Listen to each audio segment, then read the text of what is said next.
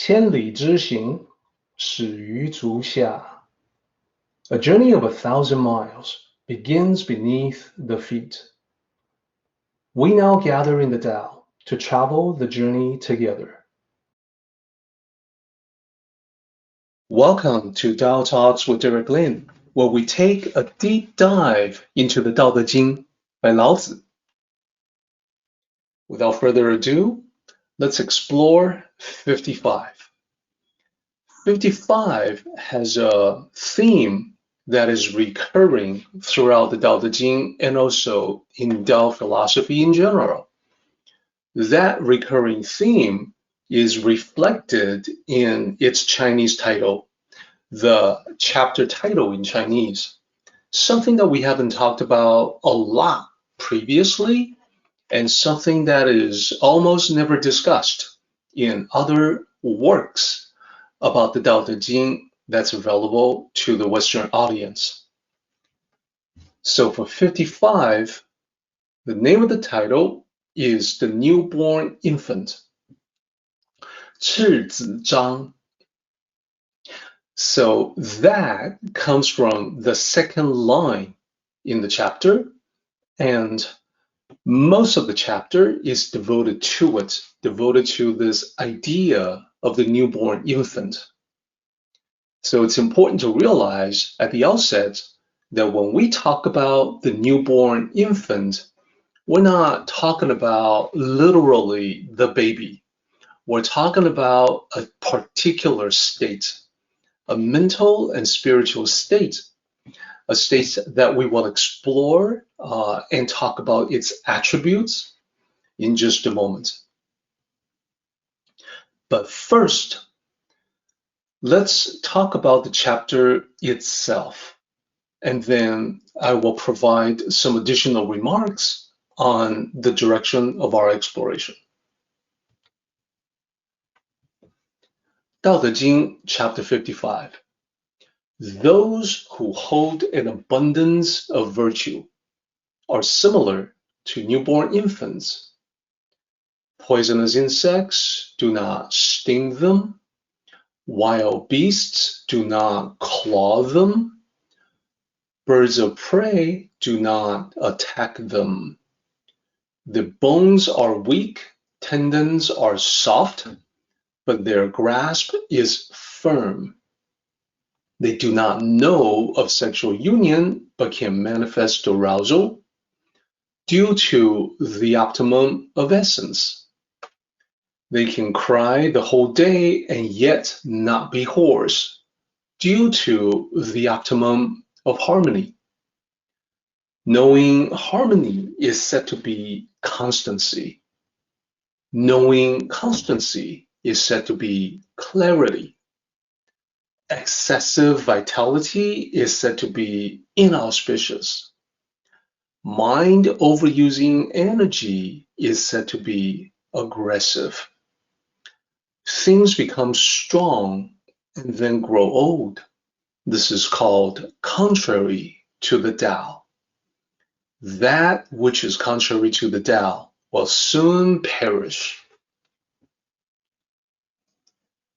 So everyone, as you can see, I mentioned that in the second line, we have a reference to the newborn infant, which is used as the Chinese chapter title.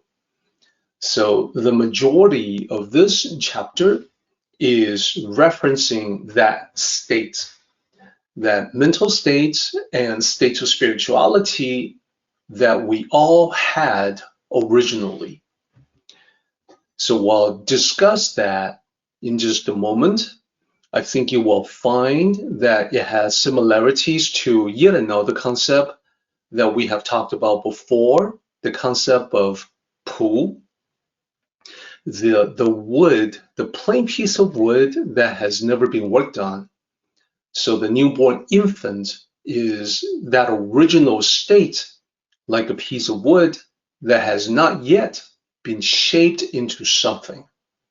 Therefore, it is the state of the maximum potentialities in that it can become anything. That plain piece of wood can be cut, carved, shaped into many different things, the newborn infant has the potential to become any kind of person in the future. So before we get into that in detail, let's take a look at the repeating characters in these lines so we can discern the underlying structure of this chapter.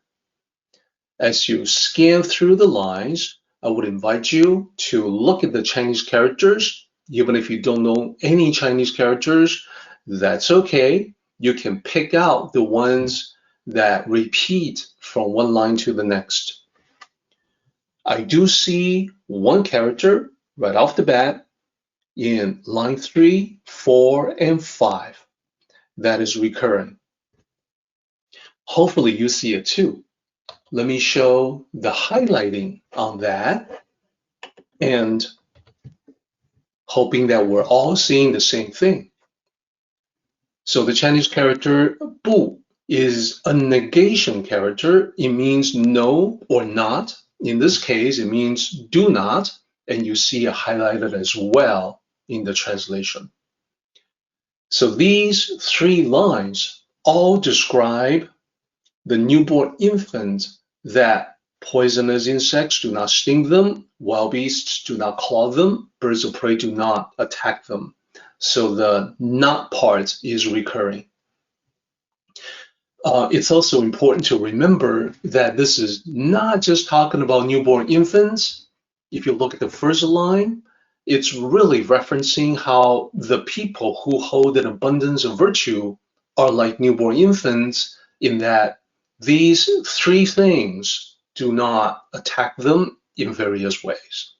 So that's a reference actually to Tao cultivation. So having these repeating lines, we then take a look at line 6 and we note that it is now talking about something else. Bones are weak, tendons are soft, grasp is firm, and then it goes on. So we can be pretty sure that the first part of it is a dividing line between 5 and 6. Now, to be sure, it's a thin dividing line. It's not the big dividing line because we're still talking about the same thing from line 6 onward. Now, from line 6 onward, we have some repetitions as well. If you note that we have line 9 and line 11, they've got 3 characters repeating, and those are translated as due to the optimum. So if you look at the English, those are repeating as well. Looking further down, you should also be able to see right below line 11, there's yet another recurrence of repeating characters from 12 down to 13, 14, and 15. And hopefully, as you look at the Chinese characters, you can pick it out. It's the next to last character. And if you don't see it, let me highlight it for you. So that character there is translated to, is set to be, quote unquote, on the right-hand side, as you can see. So we have 2 different repetitions, and this basically tells us that we need to set a dividing line between them.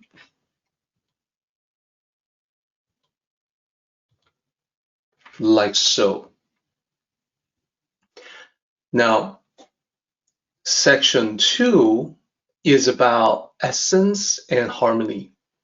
And then section 3 talks about knowing harmony, knowing constancy, and then it goes on to be, it switches gear to talk about excessive vitality, mind overusing energy. So below that, we have the concluding lines. The concluding lines don't really have any characters that it shares with the lines above. What it does have is that the last two characters in line 17 are also the same two characters of the last line, line 18. So we can easily put another line there, and now we have identified basically 4 sections. Now I mentioned thin lines and thick lines. So if you wanted to, you can imagine that the line between the dividing line between 11 and 12 should be a thicker line, depicting that we have the top half and the bottom half. So the top half is all about descriptions of the newborn infant that gives this chapter its title.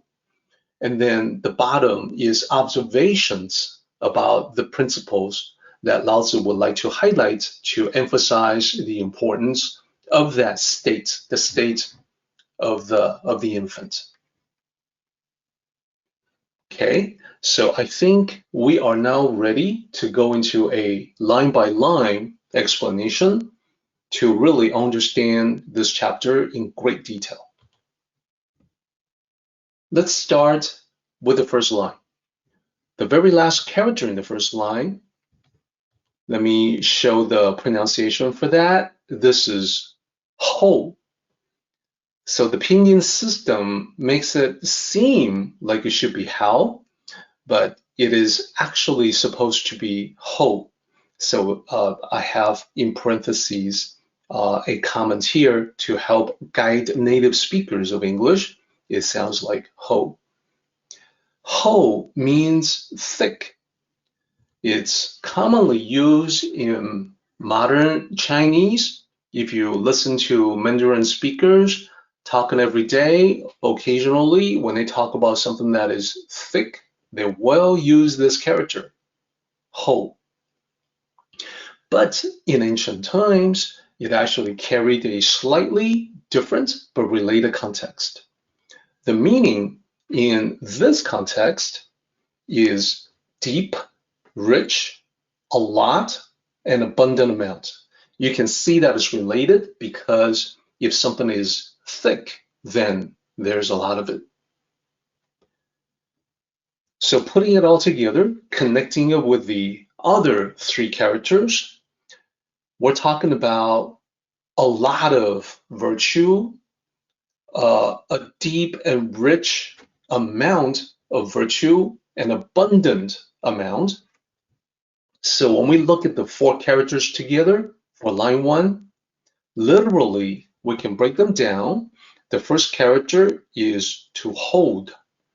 Second character is de, and that's the familiar character representing virtue in the Dao De Jing, the second character of the name of this classic. Then we have the character here, that's the apostrophe S. And as I have mentioned before, it can be translated as of, OF, if you reverse the order on the left side and the right side of this character.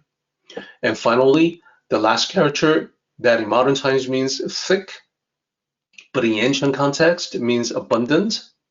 So there you go, abundance. Overall, we're talking about the people who hold a great amount of virtue. That virtue doesn't come by accident. That virtue has been cultivated, accumulated, and is the subject of constant practice in daily cultivation. So moving on, let's get to what is the key line in this entire chapter, the second line. So the second line, literally, it can be translated as, those who hold an abundance of virtue can be compared to newborn infants. That is to say, they are similar to newborn infants. Newborn infants is not literally the babies, but it is a reference to the pure goodness of your original childlike state. So that's important. Not a literal baby, But the state of being a baby, which all of us have gone through, we've all experienced that because everyone starts out this way. It's perfectly natural. It's how we were all born.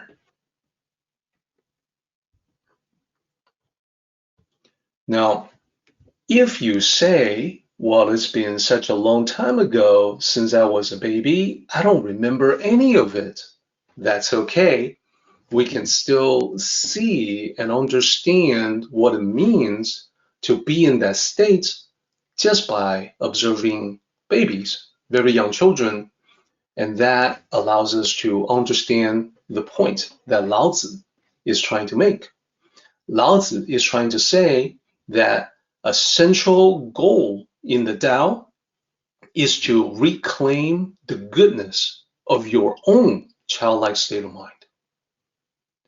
And when we say childlike, it's important to also recognize that we don't mean childish.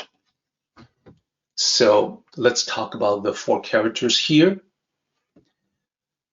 Those who are truly virtuous can be compared to infants, and there is a difference between childlike and childish. So when I say childlike, just to point out, nobody starts out, nobody is born a villain. I want to point out that hate and violence are learned behavior. Nobody starts out that way. So there's an inherent goodness in all people, and it manifests when they were just babies. Now, there's a negative part to it too. We know that childish would have that negative connotation. So I want to be very certain to highlight the difference between the two. Laozi is definitely talking about the positive aspects of that childlike state of mind.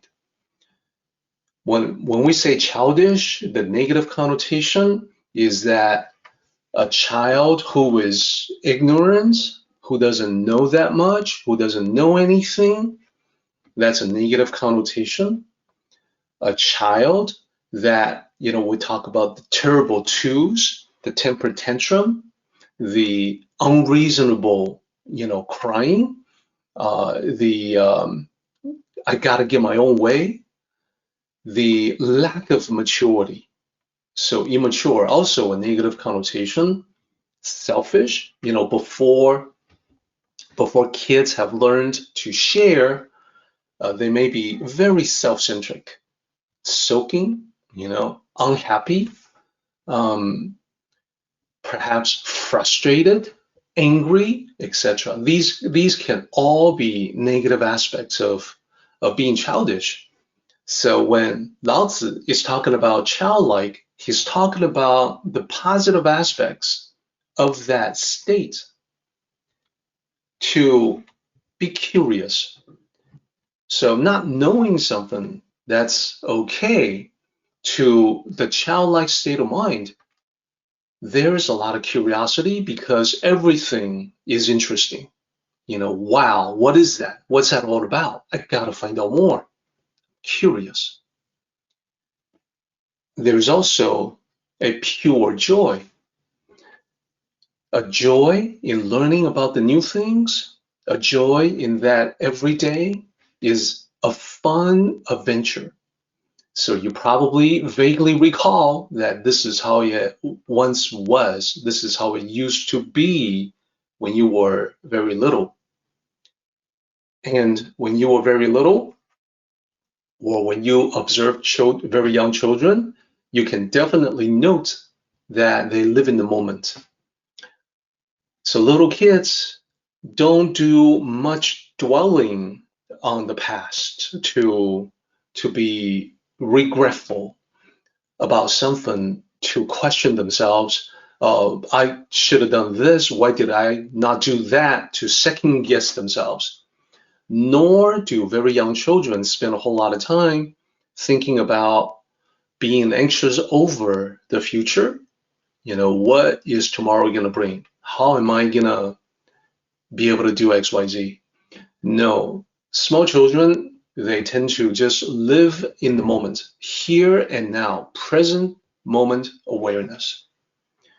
And there's a very appealing simplicity to it all. There's not a whole lot to it. Life is just life. There's not all the complexity brought about by the material world. You don't feel any pressure to pursue fame and fortune as a small child. You don't feel a need to hold a grudge against anyone. You don't feel anxious about what people think. And there's a sense of wonder about life in general, about the undiscovered fun things that you know you're going to explore and uncover. Sometimes you smile as a little child for no particular reason, only because it's good to be alive. So the right-hand side are associated with the state of being virtuous, the state of having cultivated the Tao. That's what Laozi was talking about. So I mentioned that this is a very important theme. It is something that's reiterated multiple times in the Tao Te Ching. So I want to take a moment to take you through the other reiterations of the same theme, the childlike state of mind. Recurring references in the Tao Te Ching. We're on chapter 55 now, but many chapters ago, back in chapter 10, we saw the following. In concentrating the energy and reaching relaxation, can one be like an infant? Question mark.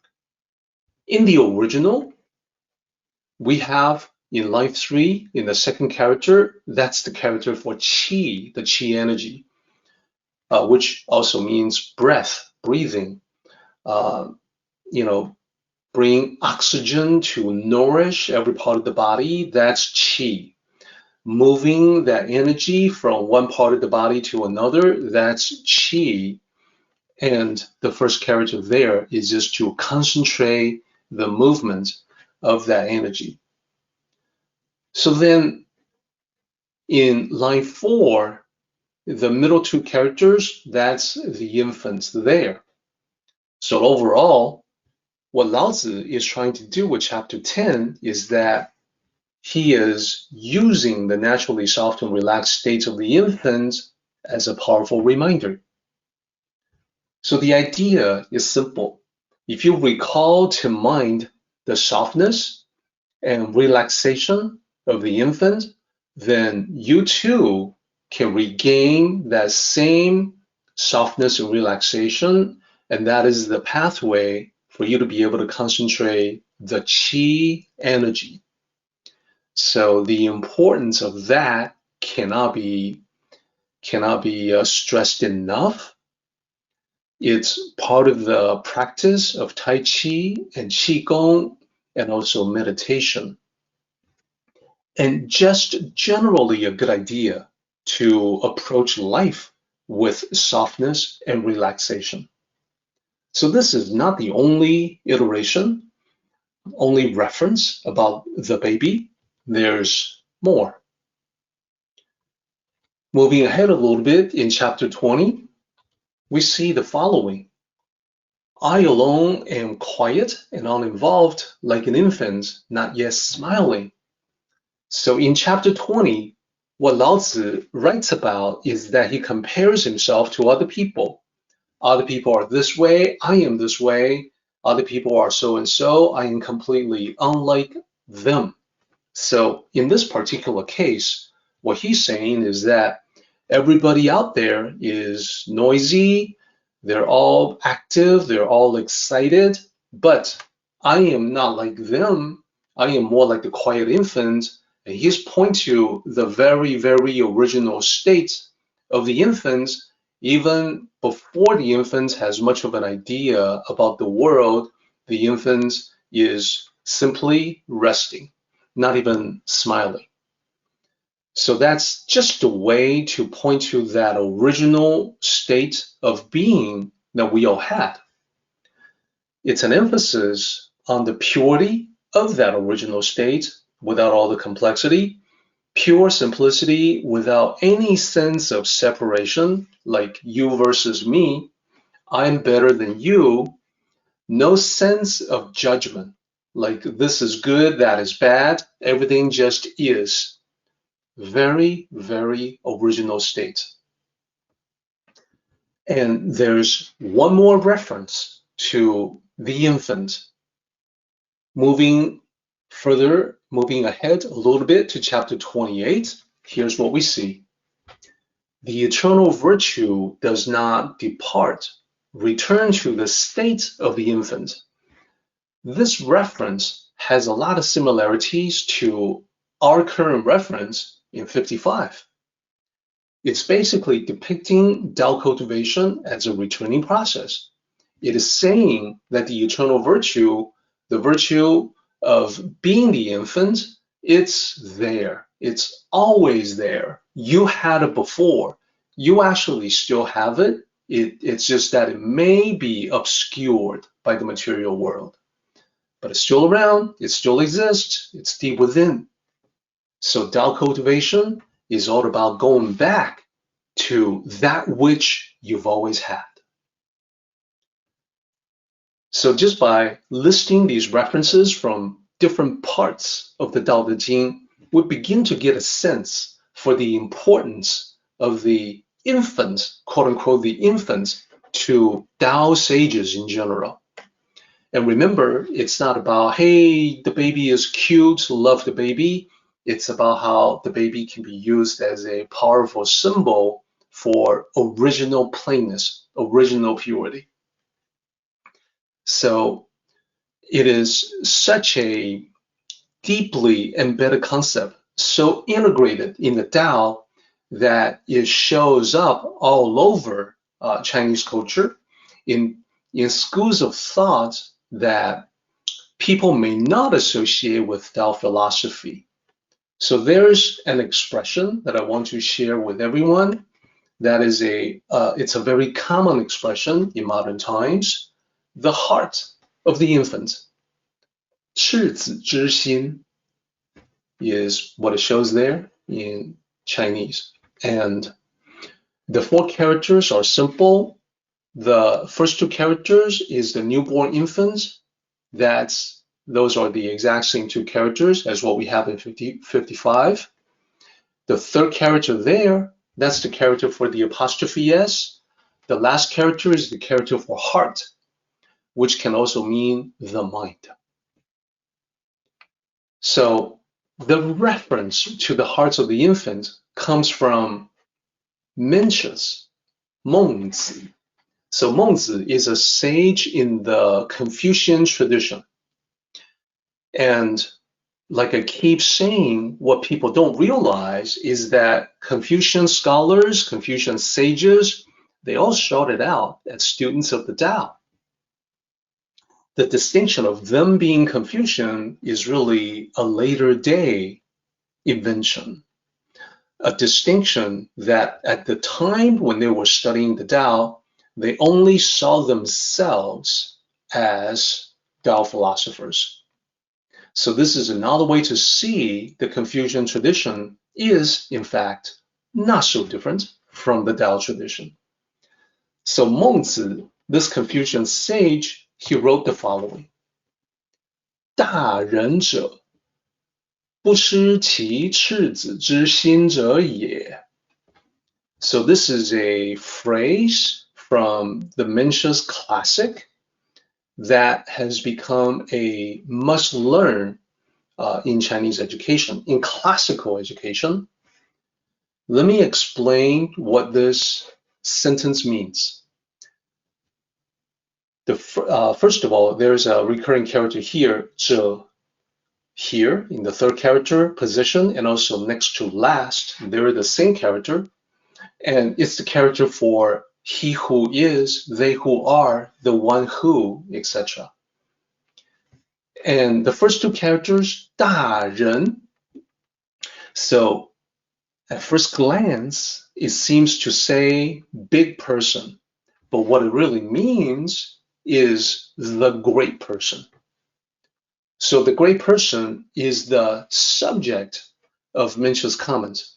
And what Mencius says is that the great person, and then we get two characters here that basically say they don't lose, they do not lose, they have not lost. Then we see the familiar two characters for the infants, and then the heart or the mind. The very last character here is a sentence ending character similar to the period. We put all of that together and we can come up with a good translation, actually a better translation than what's being passed off as a formal translation. The best translation for this line is the following. The great person is the one who has not lost the heart of the infant. Let me talk about what that means. The great person is the one who still has what we all possess originally. Pure goodness, natural innocence, and intrinsic happiness. That is the heart of the infant. So if we can grow into adulthood with all the challenges of the material world, with all the things that normally would make you cynical, doubting about the world, perhaps lose faith in humanity. Hey, that happens. But if through all that, you can still retain the original states that you had, the states of goodness, innocence, and happiness, then that is what makes you great. Indeed, this whole idea is at the heart of Tao cultivation because Tao cultivation helps us uncover and rediscover the heart of the infant within ourselves. Remember, you still have it. It's still there. It's just obscured. Therefore, in this chapter, we say that those who hold an abundance of virtues are the ones who can be compared to the infants. In other words, the more virtuous we are, the more we hold virtues, the greater virtues that we practice, immerse within, and become one with, the closer we get to that cherished state of the infant, the goodness, the happiness, all that. So that pretty much sums it up for that first two lines of 55. Now there's more to talk about, and this is interesting. This is an interesting way to describe the benefits of the infant, the mental states, the state of spirituality of the infant. From line 3 on, Lao Tzu writes 3 additional lines that are metaphoric in nature. Lao Tzu says, poisonous insects do not sting them, wild beasts do not claw them, birds of prey do not attack them. Here, he's talking about both the infants and also the people who can be compared to the infants, those who have a lot of virtues. So what I've done here is that I've first singled out poisonous insects, wild beasts, and birds of prey. So here's the point. Here's the metaphor. Infants are protected from insects, beasts, and birds. Naturally, we would all expect that. And they are protected, of course, by a very protective environment that's been set up by loving parents. Keep that in mind. Now, this is compared to virtuous people. People who hold a lot of virtue, they are similar to the protected infants in that they are also protected from insects, beasts, and birds. But now we're talking about lifelong cultivation. So it's not about a trip into the wild where you can be attacked by insects, beasts, and birds. This is talking about going on the journey of life and encountering various dangers along the way. Not necessarily from the animal kingdom, but rather from all the dangers that are inherent in society that we come across every now and then. And those dangers don't have to be physical dangers. It can be dangers to your peace of mind, dangers to your reputation, etc. Therefore, from all of that, what we know for sure is that poisonous insects, wild beasts, and the birds, the wild birds, birds of prey, they all represent negative elements in life. So you may now recall, if you've been following this talk for a while, hey, wasn't there another set of three comparisons, three metaphors representing the dangers of life? Indeed, that was just 5 chapters ago. In chapter 50, Lao Tzu wrote about rhinos, tigers, and soldiers and used them to represent life challenges, dangerous elements, in the exact same way. For the rhinos, it's horns. For the tigers, it's claws. Soldiers, blades. Those correspond to the stings of the insects, the claws of the wild animals, and the attack of the wild birds. So let me take you back briefly to take another look at 50, chapter 50, and then let me highlight the exact place where those references are. So here, if you read through these lines, you'll see reference to traveling on the road, which is the road of life. Those who are good at cultivating life, they do not encounter rhinos or tigers. When they go into an army, they're not harmed by the weapons. And these are not literal, these are all metaphoric. And each one represents something a little bit different, a different kind of danger of the life experience. So let me further highlight those items. So these are the corresponding elements from 50 that correspond to the elements that we have in 55. Those who are good at cultivating life, and then rhinos have nowhere to thrust their horns, tigers have nowhere to clasp their claws, soldiers have nowhere to lodge their blades. So let's take a look at the correspondence. On top, I've got 50. I've got those 4 lines that I highlighted that I'm including here. So note that there is a break between 8 and 11. There's a couple other lines. There's line 9 and line 10. Same with 55, that when I extract the corresponding lines, there's a break between one. There's a line 2 there that's taken out because we're just comparing the elements that are corresponding between the two. So the correspondence of these 2 chapters, to my knowledge, this has never really been pointed out by anyone, but you can see for yourself, once it's been pointed out, it's extremely obvious. So by comparing chapter 50 and 55 side by side, we can see exactly how they're similar and also how they're different. Let's start with the first element. Those who are good at cultivating life corresponds to those who hold an abundance of virtue. So what this tells us, very obviously, when we look at it this way, is that, well, how do you accumulate virtue? How do you hold an abundance of virtue? Well, you gotta be good at cultivating life. So these are both references to Tao cultivators.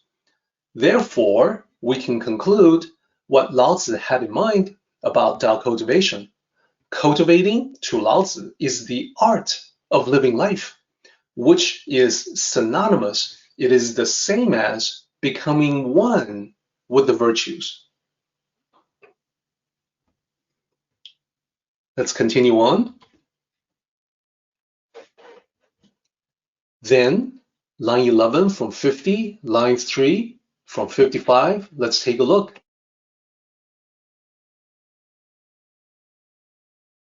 In 50, as you can see, it's about the horns of the rhinos. In 55, the sting of the insects.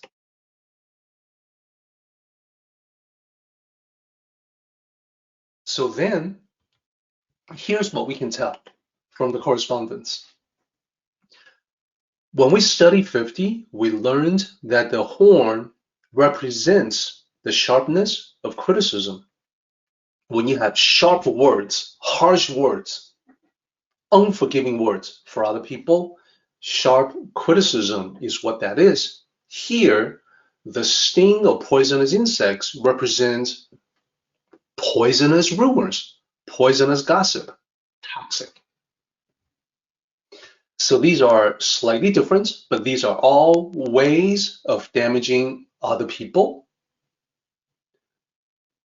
So the rhino's horns, when we say rhinos have nowhere to thrust their horns, what we're saying is that people who are cultivators are protected from the horns. When we say poisonous insects do not sting them, we're saying cultivators are protected from poisonous stings of gossip and virtue. So I think, that makes it pretty clear. And let's cover the next one in a similar way. In 50, it says, tigers have nowhere to clasp their claws. And then in 55, it says, wild beasts do not claw them. So this is the closest correspondence of the two. And what it basically means, the tiger's claw represents ferocious personal attacks. And the claw of the wild beast has the exact same meaning. So both are saying that being good at cultivating life, cultivating the Tao, or holding an abundance of virtue, really the same thing, means that you will be protected from these vicious personal attacks. Then, let's take a look at the last one. In line 50, it says, soldiers have nowhere to lodge their blades. In 55, it says, birds of prey do not attack them. Are they similar? Are they different? Well, in 50, the blades of the soldiers represent the weapons of social competition. Like for instance, when you cut people down. And birds of prey, the attacks from the birds of prey represent a grasping, greedy kind of aggression. So it's really talking about the same thing. The back and forth, the contention that we find in the realm of social competition, it can get pretty heated. Birds of prey are birds that hunt smaller creatures, such as rodents. Therefore, their claws represent that grasping kind of aggression, that greed. It's the manifestation of greed that leads to contention over limited resources, such as material things, social position, prestige, reputation, etc. So we human beings are pretty proficient. We're really good at finding reasons over which to fight one another. A lot of us become like birds of prey, hunting little rodents. So that's what the comparison means. So those are the 3 elements. And now we can conclude this discussion. For the infants, it's the loving parents who protect them from harm. For Tao cultivators, it's the nurturing Tao that extends this overall protective effect throughout an entire lifetime. So here's one thing that I want you to take away from this. This is the important thing. When you speak with Tao cultivators, keep in mind that a lot of people don't really know the advanced level of the Tao. They're gonna say things like, oh, you know, pray to the Buddha. I pray to the Buddha. You should pray to the Buddha. Here's the advanced level. In the Tao, when you understand what the Tao is all about, there's no need to pray for protection. You can pray if you want to, but there's no requirement to do that. Not asking for protection. Why? Because the protection of the Tao, like the protection of one's parents, is a natural and automatic effect of cultivation in your life. This is the concept. This is the major concept that is expressed here, is similar to chapter 50. The Tao has a protective effect. The Tao is your protector. It's different from praying to a deity. We already know prayers cannot be as effective as taking the corrective, the better, proper, correct actions, the steps, the proactive steps in your life. So the better your extent of cultivation, the more protected you will be. The bottom line is that Tao will shield you against negative energies that affect everyone else to a much greater extent. Those negative energies, as you have seen now, include poisonous sting of gossip, vicious rumors, personal attacks that stem from anger, fear, and hatred. Recently, we've seen quite a lot of that. And then lastly, the grasping claws of greed and aggression. Those always exist in the world, in society, in our lives. The Tao can protect you from all of that. All the more reason for us to get deeper into Tao cultivation. So that concludes our discussion on these 3 metaphors. Ending on line 5, we're gonna move on to line 6 in a moment. For now though, we should be taking a 5-minute break.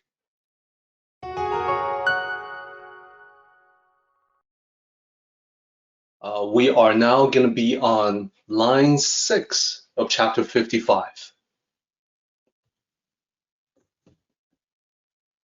Line 6 says, their bones are weak, tendons are soft. This is, of course, referring to the soft bodies of the infants. So breaking down these 4 characters in line 6, we've got the first character meaning bone or bones, plural, and then ro means weak, and then jin means tendon or tendons, plural, and then rou, soft. So literally string those together, bones are weak, tendons are soft. In this line, Lao Tzu is basically continuing to describe how Tao cultivators are similar to infants, using the bodies of infants as a metaphor for the better approach to life, the right approach to life. The softness and flexibility of the infants represent life. We have many references, reiterated references to softness throughout the entire Dao De Jing. I'll touch on that momentarily. For now, I want to focus on this idea about approaching life with softness and flexibility. So Tao cultivators, being also congruent with the Tao, in accordance to the Tao, are also soft and flexible in approaching life. So we can see this theme will be repeated throughout the whole Dao De Jing, but especially in 76, chapter 76. We're still away from that. 76 is near the end of the entire Dao De Jing. I can give you a quick preview of it. Chapter 76, just like this chapter, 55, that chapter also connects life with softness, identifies the soft with the living. So let me show you the comparison. In 76, it says, while alive, the body is soft and pliant. When dead, it is hard and rigid. All living things, grass and trees, while alive, are soft and supple. When dead, become dry and brittle. So this is very telling because this is the focus of the entire 55, that the infant, the state of the infant, is in accordance with life. It is not hard. It is not inflexible, rigid. So we're talking about being in accordance with life as being congruent with the Tao. On the other hand, even though for the infants, the bones are weak, tendons are soft, but hey, the grasp is firm. So let me break down the 3 characters in line 7. 3 characters, literally the character for but, and then grasp, and then firm. But grasp, firm, but their grasp is firm. So the translation is pretty literal. It follows pretty much from the literal transcription.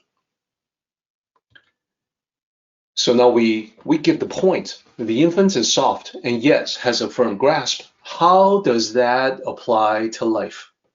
What is Lao Tzu trying to say? Well, here's the idea. Dao cultivators are flexible in their approach while holding firmly on to their goal and purpose. That is, they know where they're going. They know what they want as their destination, as the objective. This is in huge contrast to the westernized Tao that has become popular.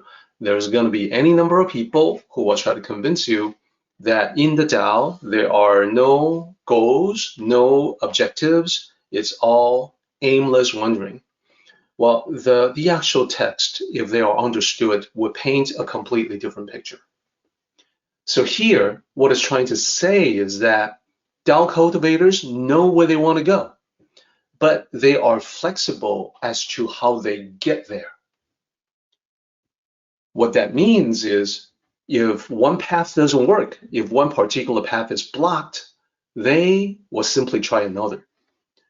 Now, especially in Tao cultivation, the whole idea is that you will come across obstacles. If and when that is the case, Tao cultivators will not spend a whole lot of time complaining about it or getting frustrated over it. Instead, they immediately seek an alternative because of that flexibility. So sooner or later, they find the right path to reach the proper destination. So this is exactly what is meant by the infant having weak bones, soft tendons, but firm grasp. So literally, you can think of Tao cultivators as having that same softness and yet grasping firmly onto a particular vision, where they want to be.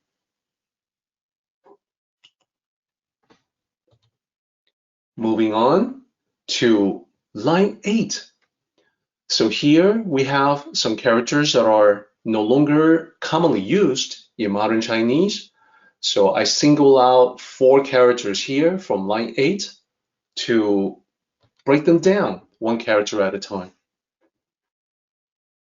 So the first character there is the character for male, usually meaning male animal. The second character, female animal. And then we have the apostrophe s, and then we have union, harmonizing union. Here, it is translated as sexual union. And that's because the union of male and female is the basis of reproduction and therefore life itself. So Tao sages are not prudes. They don't shy away from discussing the facts of life. It's the birds and the bees. It's just the way it is. It's all about life itself. So here, the major point is that arousal refers to excitement, the zest for life. So what it's saying is that the infants, the newborn infant, doesn't really know about the union of male and female. It's too young, and yet it is able to manifest excitement. That is to say, this is another way to say that whatever is happening in life, the newborn infant will find it to be exciting, interesting, and something to really get you going.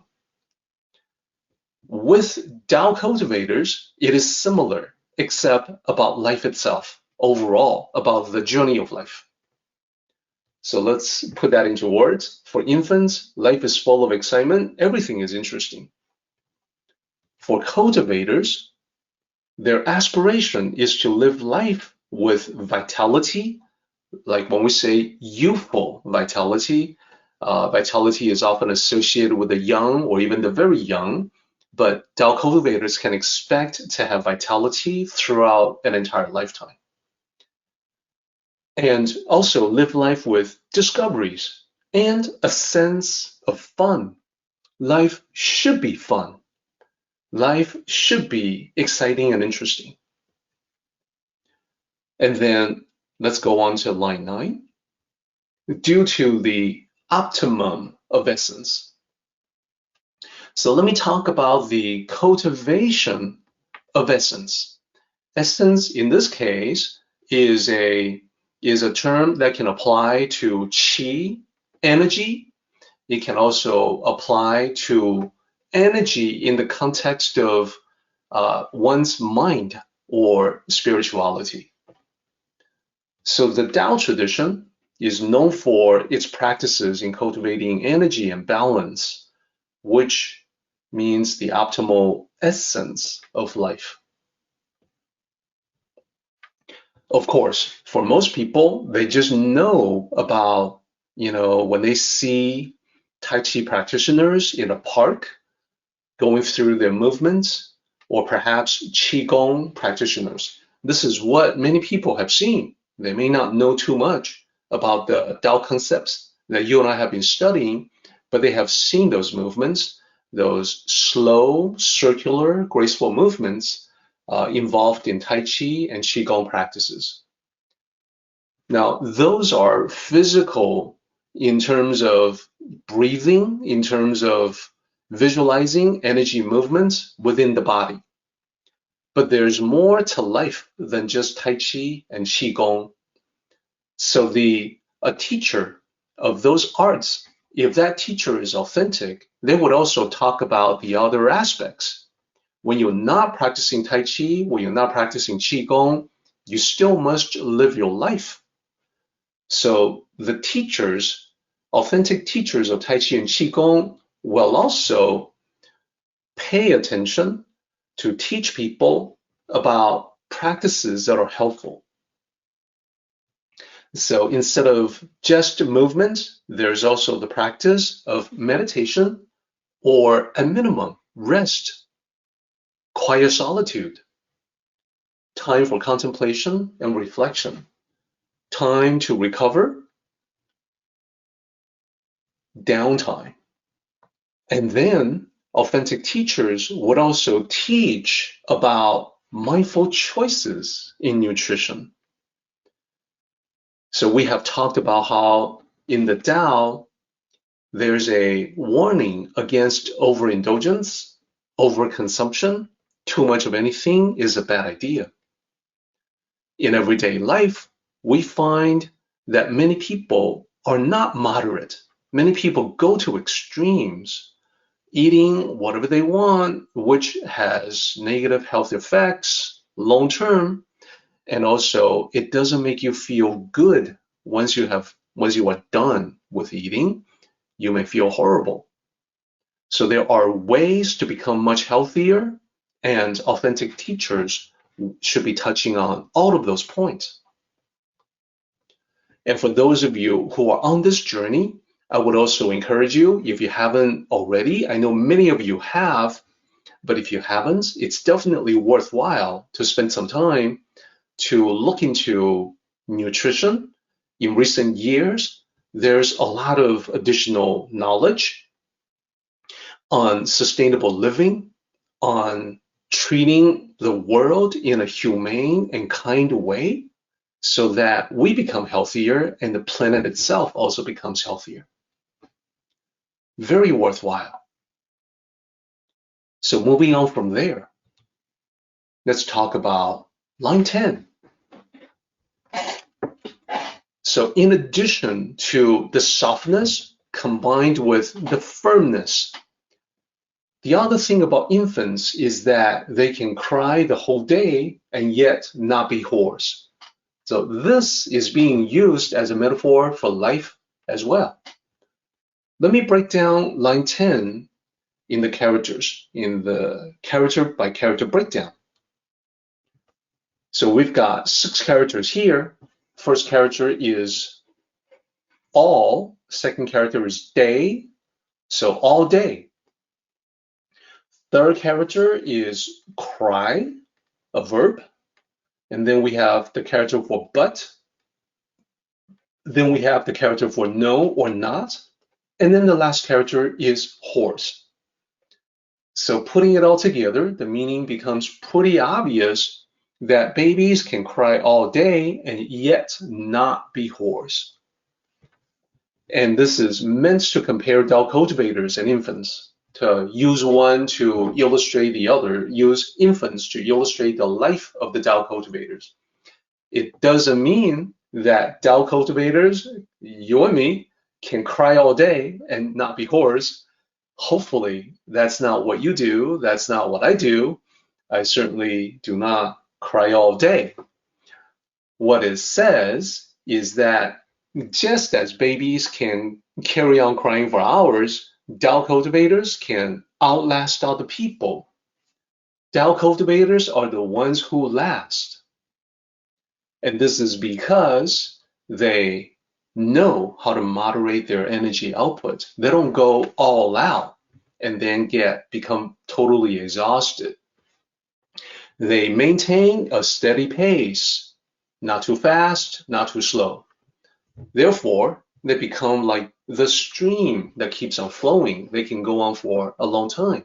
They can exert themselves for a long time without hurting themselves with injury or exhaustion. And when I talk about steady pace, I'm talking about alternating work and rest. So there's a little bit more about that. That's coming right up.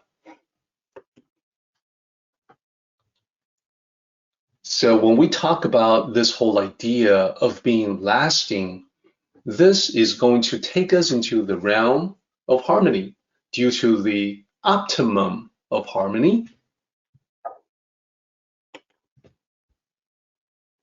Harmony, this is no exaggeration, harmony is the key for Tao cultivators. It's at the heart of so many practices.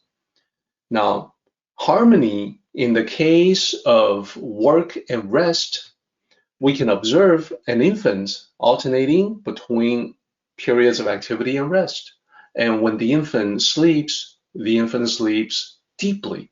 You've seen this, and you know that this is definitely the case. So in a similar way, Tao cultivators, we all want to strike the right balance between productive work and downtime. One contributes to the other. It's the yin and yang symbol. When you are fully rested with your downtime, you can go back to doing whatever work you want to do and generate much better results. So in the long run, because of this, what Tao cultivators are able to accomplish is going to be excellent. It's going to surpass what other people can do, quantity and quality. That is, you can do a lot more and you can do better quality work, superior quality work, because you know how to alternate, harmonize between activity and rest. So harmony being so important, I know that this is something I want to talk about more, probably not today, but in the next meeting, I want to illustrate with additional examples about harmony due to its importance. For now, though, I don't want to break my stride. I want to continue talking about these lines, and there's quite a bit to discuss. Line 12 says, knowing harmony is said to be constancy. So I want to talk about the meaning of that for just a moment. When we say constancy, that has a specific meaning in the Tao. It means to be lasting, to last for a long time, to reflect the eternal nature of the Tao. So in the Tao, it is often repeated that because the Tao is eternal, when you practice and cultivate the Tao, you become a reflection of its nature. Therefore, you are lasting. Your practices are lasting. Who you are as a person is lasting. Your health is lasting. Your energy level is lasting, and so on. The reverse is just as true, and there's a lot more to say about that in the very end of this chapter, that when you are not in accordance with the Tao, you become the opposite of what the Tao reflects. So whereas the Tao is lasting and eternal and constant, if you are not in accordance with the Tao, then you perish quickly. You become transient. You are impermanent. You cannot last. Okay, so overall, it just means that we're not talking about just harmonizing work and rest, but also all other aspects of life. Harmony should prevail, should be the centerpiece for every aspect of a Tao cultivator's life. Then we get to knowing constancy is said to be clarity, line 13. This is the next step. Understanding constancy, in other words, the eternal nature of the Tao, that's what enables the next level of spiritual growth. This is because spiritual awakening, what in Buddhism is called enlightenment, is all about seeing reality clearly, to be able to wake up to the fullness, the complete clarity of the true reality that's all around us. And now let's get to line 14. Line 14 is tricky, and this is where I can really add some value. It's connected to the rest of this chapter. The meaning is very consistent. But if you just look at the characters, if you only know modern Chinese, you can easily misunderstand this particular character. So I say that this line requires in-depth knowledge of ancient Chinese, also known as classical Chinese. You have already seen many cases where a particular character has a meaning that is not exactly the same as the modern meaning, but related, tangential to the modern meaning. There are a few cases where in ancient usage, the meaning is actually the opposite. So this is one such case. Without knowing that, when you're looking at this line, it's very easy to assume that it means the opposite of what it really means. If you know just modern Chinese and you look at these characters, it seems to say beneficial living is said to be auspicious. Well, that seems to make sense. That seems to be something that Lao Tzu would say, but it's the exact opposite of its meaning. Why is that? Well, from line 14 all the way to the end of this chapter, all the lines talk about the exact same thing, and that is too much is a bad thing. If you get strong, that's the precursor to withering and dying. So here, the characters mean a little bit different, something a little bit different. So the first character in this ancient context means too much. It doesn't mean beneficial, which is the modern meaning. So beneficial, you can sort of see as related to excessive, because for many people, to have excess, to have a lot, to have more than you need is beneficial. Here, it's in a negative context, meaning extreme, too much, way too much. Then the last character is similar. In this ancient context, it is negative, like disastrous, not positive. It doesn't mean auspicious. So when you put these elements together, what it's saying is that excessive living or excessive vitality is said to be a bad thing, a negative thing, an inauspicious thing. That's what it really means. And this will be this will be a good line to check against different translations also, to see if the translator really knows ancient Chinese or classical Chinese. Now you might say, well, the people that don't have access to that level of knowledge, classical Chinese or ancient Chinese, they can look it up in a book, maybe a scholarly work.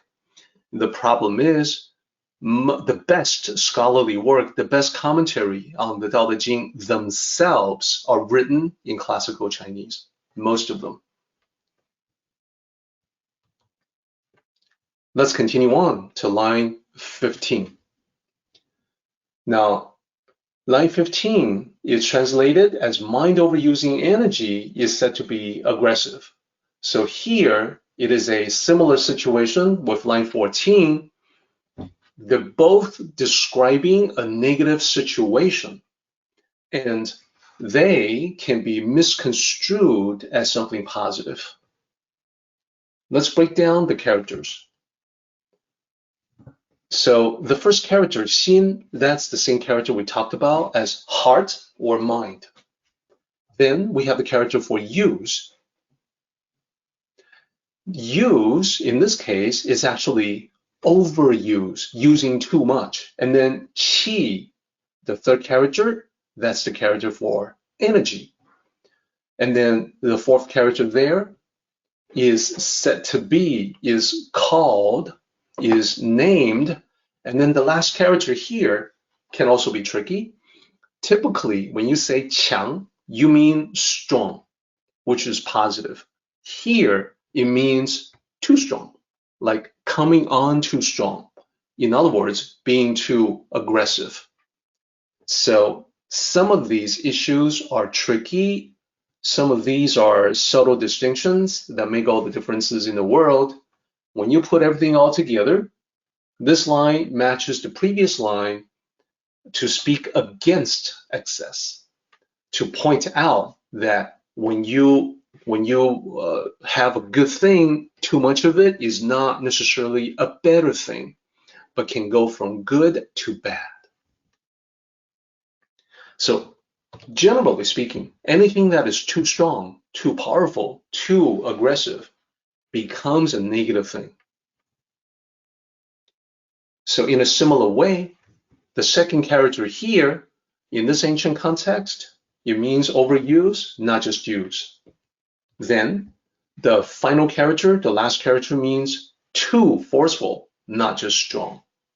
So that way you get the real meaning of 14 and 15, which later on we're going to see is completely matching the end of this chapter in meaning and also tone.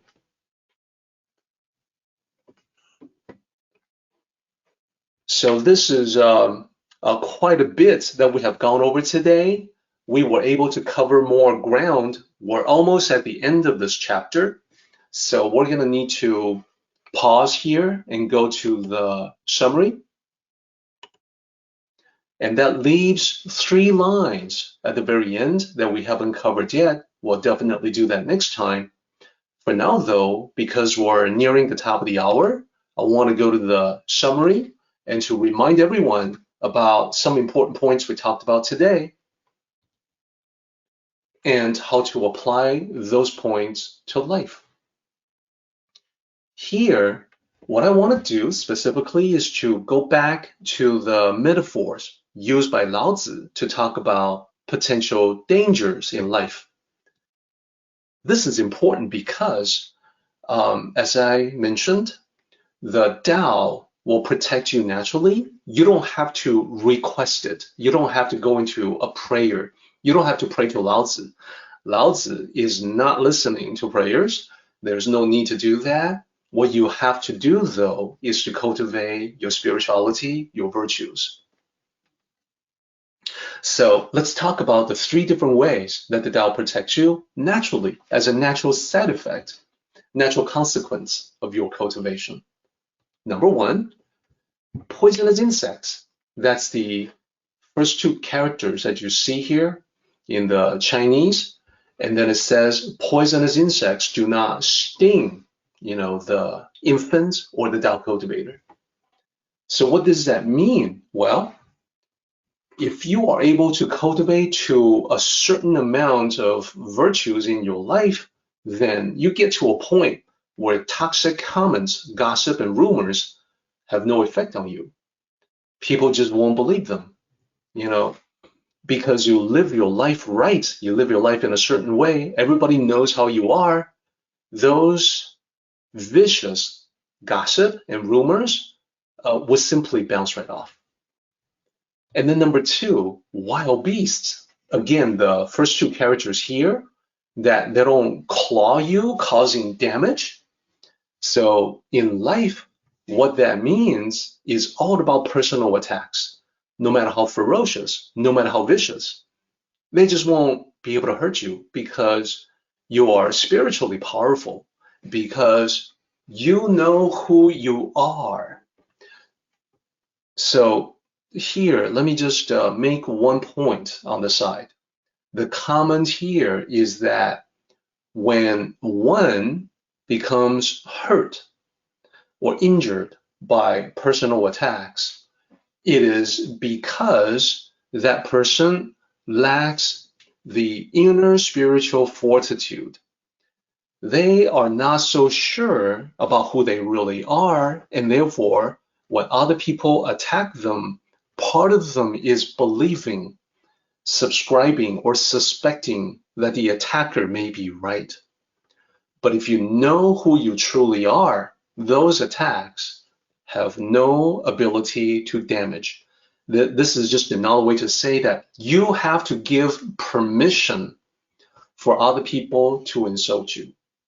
If you do not, if you refuse to grant that permission for other people to hurt you, you are spiritually strong and you are immune from the attacks of the wild beasts. Yet another way to say it is that your back has to be bent in order for you to be ridden. In order for somebody else to ride you, your back must be bent. And that's a metaphor for giving in, not having that spiritual strength to assume that lower position, allowing the attacks to take place. Number 3, birds of prey. So remember, this is all about the greeting, grasping kind of aggression. It's the kind of aggression that you can see in contentious behavior in social competition. When you cultivate the Tao, that kind of aggression bounces right off of you nobody has any leverage on you. Nobody can figure out some sort of vulnerability, some kind of exposure where they can really cause hurt and damage. So these are the three ways that the Tao can be protective of you, that can extend the protection of the Tao naturally. I want to ask everyone to look at these 3 points and see them as points of encouragement to deepen your own cultivational practice. And I hope that you will also get to a point where you can be so spiritually enlightened, powerful, self-knowing that none of these negative things, negative energies will have an effect on you. And that's when you will see what I mean when I say that no need to pray, but a great need to cultivate.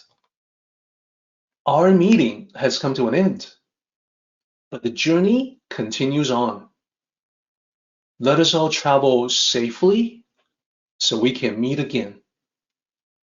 Until next time, may the Tao fill you with peace and happiness.